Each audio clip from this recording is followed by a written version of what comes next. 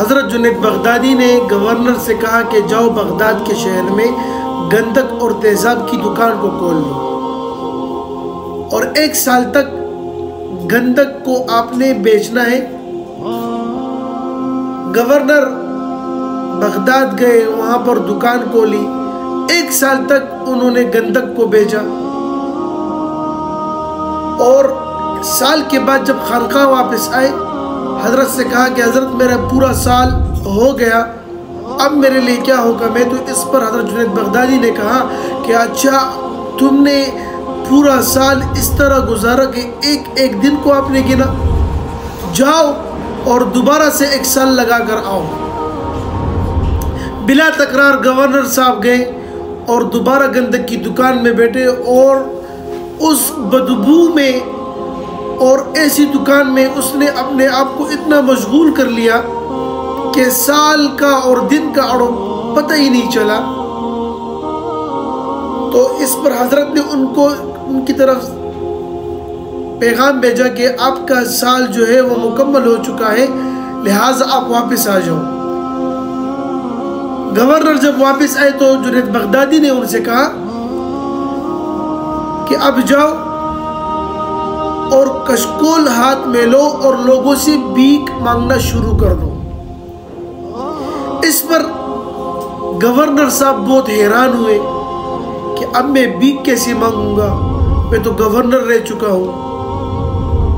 تو حضرت نے کہا کہ اگر اصلاح چاہتے ہو، باطنی اصلاح، تو یہ کام کرنا پڑے گا، ورنہ آپ کا اپنا راستہ اور میرا اپنا راستہ۔ اس نے کہا حضرت آپ کی ہر ایک بات منظور ہے۔ وہ گئے اور کچھ لوگوں کو اکٹھا کیا اور ان سے کہا کہ مجھے آپ کچھ دے دو، مجھے ان سے بھیک مانگنا شروع کر دیا۔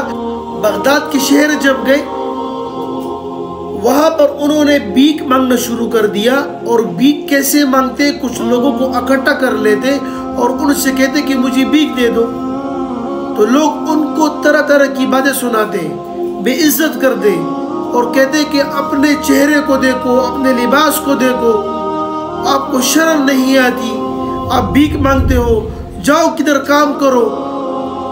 تو یہ اتنی بے عزتی کے بعد، اتنے رسوائی کے بعد اس نے پھر بھی جو ہے وہ بھیک مانگنا شروع کیا تھا، لیکن اس کو کچھ نہیں ملا۔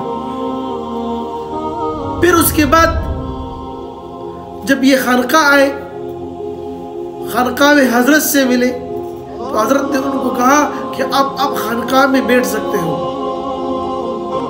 کچھ مدت بعد حضرت نے ان کو کہا کہ آپ جہاں پر گورنر تھے اس علاقے میں جاؤ، آپ نے اگر کسی کے ساتھ زیادتی کی ہے، کسی کا حق کھایا ہے، کسی پر ظلم کیا ہے، تو جا کر ان سے اپنے آپ کو بخشوا دو۔ حضرت گئے، جو گورنر تھے وہ چلے گئے اور وہاں پر لوگوں سے کہا کہ بھئی میں نے آپ کے ساتھ جو زیادتی کی ہے، وہ زیادتی جو میں نے آپ کے ساتھ کی ہے میں اس کی معافی مانگتا ہوں، وہ زیادتی جو میں نے آپ کے ساتھ کی ہے، وہ ظلم جو میں نے آپ کے ساتھ کیا ہے، وہ ظلم اور زیادتی اس پر میں شرمندہ ہوں، میں آپ سے معافی چاہتا ہوں، لہٰذا آپ مجھے معاف کر دیں۔ بعض لوگوں نے تو ایسے ہی معاف کر دیا، بعض لوگوں نے کہا کہ آپ ہمیں اتنے پیسے دو گے، بعض لوگوں نے کہا کہ آپ دھوپ میں کھڑے ہو جاؤ، جب تک یہ دھوپ نہیں ڈل جاتی اس وقت تک آپ کو معافی نہیں ملے گی۔ بعض لوگوں نے کہا کہ ہمارے گھر کا کام شروع ہے، تعمیراتی کام شروع ہے، جب تک یہ کام مکمل نہیں ہوتا آپ مزدور بن کر میرے اس گھر میں کام کرو گے تب آپ کو معافی ملے گی۔ گورنر صاحب نے سارے ان کی جو شرطیں تھی وہ مان لی اور ان سے معافی مانگ لی، اور ان لوگوں نے ان کو معاف کیا۔ اس کے بعد جب یہ واپس آئے تو پھر حضرت نے ان سے پوچھا کہ اب طبیعت کیسی ہے؟ اب اس میں وہ جو میں تھی وہ میں اس میں سے ختم ہو گئی تھی، اس کی باطنی اصلاح شروع ہو چکی تھی۔ میرے بھائی دوستو، یہ گورنر کون تھے؟ یہ حضرت شبلی رحمہ اللہ تعالی علیہ تھے۔ یہ بزرگ کیسے بنے، یہ اللہ والے کیسے بنے؟ انہوں نے اپنی زندگیاں وقف کر دی میرے بھائی دوستو اللہ کے لیے۔ آج آنکھ کا دیکھنا غلط ہے، آج کان کا سننا غلط ہے، آج منہ کا بولنا غلط ہے، آج زبان کا چلنا غلط ہے، آج پاؤں کا قدم اٹھانا غلط ہے، آج ہاتھ کا اٹھانا، ہاتھ سے کام کرنا غلط ہے۔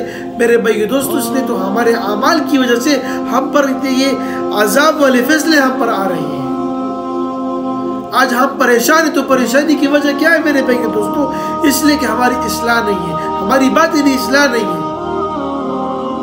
گورنر تھے، اللہ جل شانہ کے راستے میں جب گئے تو پھر اس کو نہیں دیکھا کہ بھئی اس میں میری رسوائی ہے یا اس میں میری عزت ہے، نہیں میرے بھائی دوستو، اللہ کے لیے سب کچھ قربان کر دیا۔ پھر اللہ نے کیسے مرتبہ دیا؟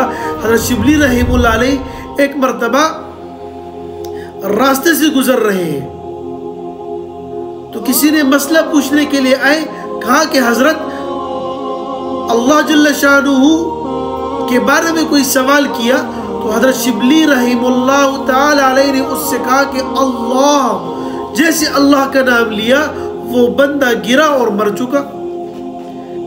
اس پر کیس دائر ہوا، عدالت اس کو لے کے گئے، جج نے سوال پوچھا کہ بھئی آپ نے کسی بندے کو مارا ہے؟ تو اس نے کہا کہ بھئی میں نے بندے کو نہیں مارا۔ اس نے مجھ سے ایک سوال پوچھا، اس کے جواب میں نے جب اس کو کہا کہ اللہ سے ہوتا ہے، تو اللہ کا لفظ میں اتنا ڈرتا کہ وہ جج جو بیٹھا ہوا تھا، وہ قاضی جو بیٹھا ہوا تھا، اس کے دل پر ایک عجیب سا ایک تعصر پیدا ہوا اور اس نے کہہ دیا کہ آپ بری ہو۔ میرے بھائی دوستو، اللہ سے اتنی محبت۔ ایک مرتبہ راستے سے گزر رہے تھے، بچوں نے مجنون سمجھ لیا، بچوں نے اس کے پیچھے پتھر اٹھائے، اس کو مارنے لگا، اتنے پتھر مارے کہ اس کے جسم سے خون نکلنے لگا۔ ایک بندہ وہاں سے گزر رہا تھا، دیکھا کہ اس کی جسم سے جو خون نیچے زمین پر گر رہا ہے، اس پر اللہ کا نام جو ہے خون کے قطرے سے جب زمین پہ گرتا ہے اس پر لفظ اللہ لکھ دیا جاتا ہے۔ یعنی اس کے دل میں اتنا عشق، اتنی محبت کہ خون کا قطرہ زمین پہ گر رہا ہے، اس میں اللہ کا نام آ رہا ہے۔ میرے بھائی کے دوستو، اللہ سے عشق ایسا عشق تھا، اللہ سے محبت ایسی محبت ہونی چاہیے کہ پھر اللہ جل شانہ کے سامنے بیٹھیں گے، 2 رکعت نوافل پڑھیں گے، اللہ مسئلہ حل فرمائیں گے۔ ہم دعا کے لیے ہاتھ اٹھائیں گے، اللہ مسئلہ حل فرمائیں گے۔ آج ہماری دعائیں قبول کیوں نہیں ہو رہی میرے بھائی دوستو؟ آج ہمارے اعمال کیوں درست نہیں ہو رہے میرے بھائی دوستو؟ سب سے بڑی وجہ یہ ہے کہ ہم نے جو ہے کام چھوڑ دیا، اصل کام ہم نے چھوڑ دیا۔ جھوٹ ہم بولتے ہیں، بغض ہم رکھتے ہیں، حسد ہم رکھتے ہیں میرے بھائی دوستو۔ ان سب کی وجوہات کی وجہ سے آج ہمارے اعمال وہ 0 لیول پر ہیں میرے بھائی دوستو۔ اعمال کو بہتر بنانا، قرآن کے ساتھ محبت رکھنا، علماء کے ساتھ محبت کرنا، نبی علیہ السلام کے طریقے اپنی زندگی کے اندر لے کر آنا، اللہ کے احکامات کو پورا کرنا میرے بھائی دوستو اصل کامیابی ہے۔ اللہ جل شانہ ان باتوں پر ہمیں عمل کرنے کی توفیق نصیب فرمائے۔